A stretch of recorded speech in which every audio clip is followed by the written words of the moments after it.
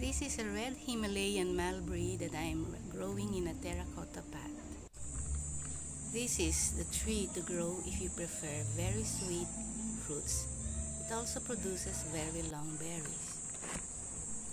They do well when they are regularly pruned. Pruning should be done when it stops fruiting or even earlier when it starts to slow down. When there are only a few berries left on the tree, you can start pruning by cutting the stems or branches and leaving as much as half of the length of the branch. But if you're like me, you want to restrict the height of the tree, you can leave just a few nodes per branch. I personally leave about 2 or 4 nodes. If space is not a problem, it's better to grow them in the ground so there's no need to restrict its growth, because the bigger the tree, the higher chance of getting more fruits. This branch I pruned when it didn't show fruits on the first prune. That's why its berries didn't ripen at the same time as the ones before. The second time, it's a success. When you prune the branches, you also let more sun shine directly on the berries, making them ripen faster.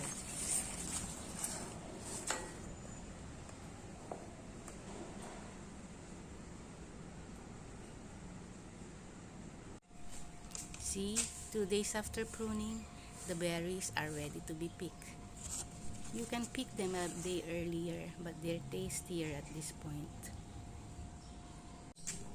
After picking the fruits, start defoliating or remove all the leaves. Just leave enough leaves to hide the remaining berries from birds and bats until they're ripe.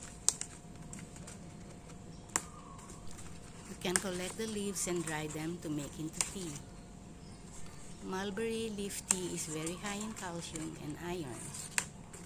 According to countless studies, it can lower cholesterol and triglycerides, builds one's immunity, aids in weight loss, among other things.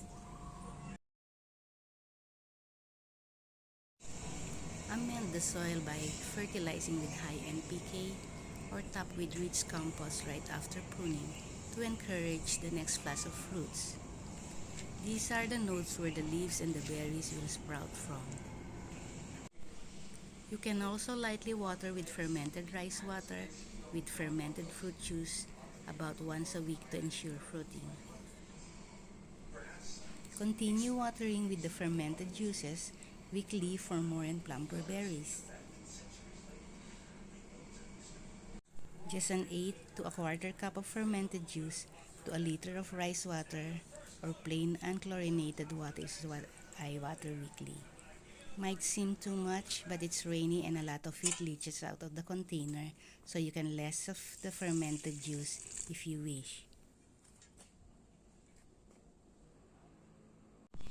About 2 weeks after pruning and defoliating, you should expect the new leaves and berries. That's for the red Himalayan, but only about a week on mulberries with smaller sized fruits. See that? I swear that wasn't there yesterday when I checked. That's how fast they grow.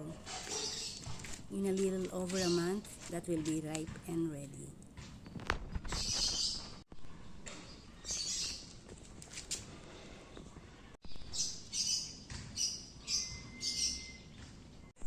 In less than 2 months from pruning, you'll start picking sweet plump berries from your tree.